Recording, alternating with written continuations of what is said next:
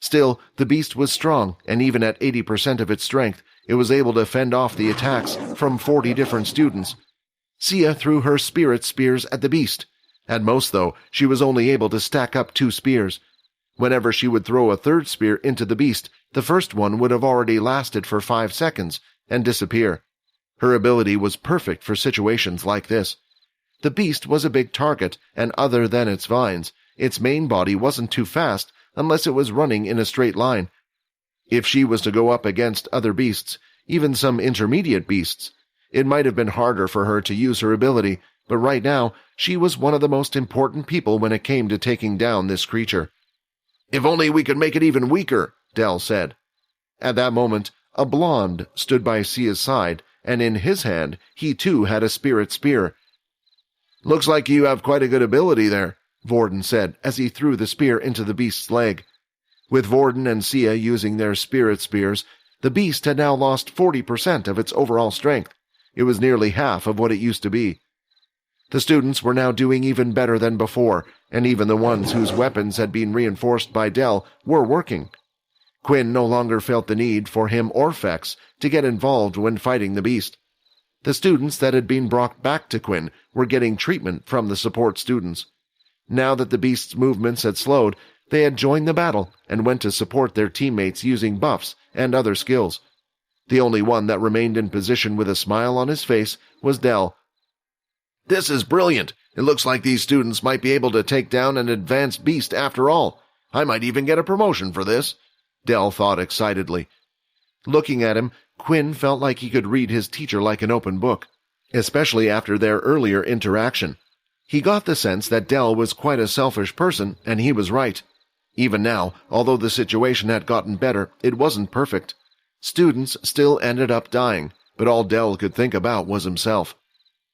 After a good 15 minutes of constant attacks from most of the students, other than Quinn, Fex decided to lay low. Even Peter and Layla were actively helping. The beast now looked heavily injured. It lifted its front 2 feet into the air and slammed them onto the ground. The mass weight of the beast caused the ground to shake around the students a little. It also served as a reminder to the other student that this beast was still mighty strong. The beast repeatedly did this action as it roared and screamed. At the same time, the vines that were coming off from the bud on its back swung more widely. "What is this? Have the spears worn off or something?" a student said. But looking at the beast, the spears from Vorden and Cia remained. They continued to attack the beast. Although at this point, Cia was feeling incredibly drained along with Vorden. They had been using their abilities non-stop and didn't know how much longer they could last. The beast used its long head and looked back into the forest. The next moment, it started running back from where it came from. The students who stood behind the beast rolled and dived out of the way in fear of getting trampled on. "Should we chase it? If it's running away, doesn't that mean it's nearly dead?" a student asked. Quinn also had the same thought. If the beast was injured and the others weren't going to chase it, then maybe he could. Killing an advanced beast would gain him an enormous amount of EXP points. "Nobody should chase the beast," Dell shouted. "Some advanced-type beasts and above have something called a berserker mode. Once injured to a certain point, if the beast feels like it's stuck in a corner, it will activate its berserker mode, sometimes increasing its strength several times." After hearing Dell's explanation, Quinn had second thoughts about chasing the beast. He was reminded of the beast's strength before the debuff from Vorden and Cia. On top of that, 40 students were fighting it at once. If a single person was given the task to deal with the advanced beast, Quinn couldn't imagine anyone coping. All of the vines would be free to attack you, along with the main body of the beast. Even if it didn't have a berserker mode, Quinn didn't like his chances of beating the beast alone. He would have to let go of this one. When the beast dashed towards the forest, and a minute had passed without it returning, they knew that they had achieved a victory. Cheers and congratulations were shouted out between friends and classmates. They had managed to survive such an intense ordeal.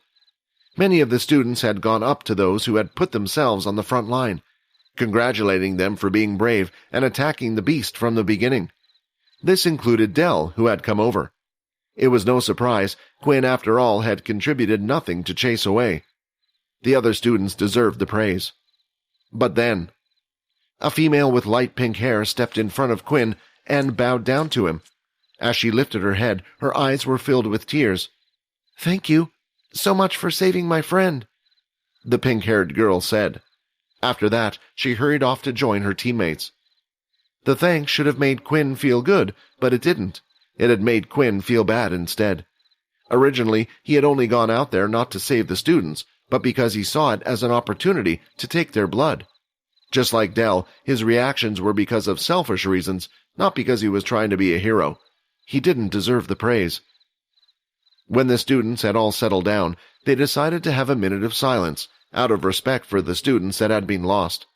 But they couldn't spend much time because they were in a serious situation right now. The beast had chased the group quite a distance away from their original location. Not only that, but Dell had no clue where they were or how to get back. While running away, he had headed in a random direction and didn't take a note. There were no maps for the planet, since the place was still undiscovered. "What do we do now?" a student asked Dell. Leo had arrived at the camp where the distress signal had come from. Before arriving here, he had dealt with 2 more incidents from other camps. It was clear that this planet was still quite active with beasts.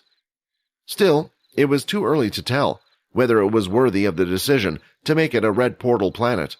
If there was only a few advanced tier beasts, then they got rid of them. Then they could give the planet a green grade. For the first time, though, after arriving at the location of a distress call, there were no students around. Leo started to hunt around for clues when the sounds of large, heavy footsteps could be heard heading in his direction. "Now what do we have here?" Leo said. The sound of the footsteps could be heard loud and clear. Leo was able to see the energy as each foot was placed on the ground. He activated his ability a little more, and now his vision was even wider than most people could see with their own eyes. It didn't matter how many trees or obstacles were blocking his path. Whatever was heading towards him, he would be able to see it clearly, and that he did. A large flame of red energy seemed to be spiraling in his direction. The energy of the beast seemed to be getting wilder on the outside, but upon looking closer, towards the core of the beast's crystal, Leo could see the energy was being more condensed. The flames of aura were entering the crystal, while the leftovers were sparkling on the outside. This was what happened when a beast was just about to go into berserker mode. Soon the condensed energy would explode, and the power of the beast would temporarily increase. "If it gets to that point, it might be a little bit inconvenient," Leo moaned as he drew out his trusty sword. There was no need for Leo to move from the spot he was in. The beast was already coming towards him, so he waited. Hi, Quinn here. Wondering what happens next? If you want to jump the queue and unleash all episodes, click on the link here and install the Pocket FM app.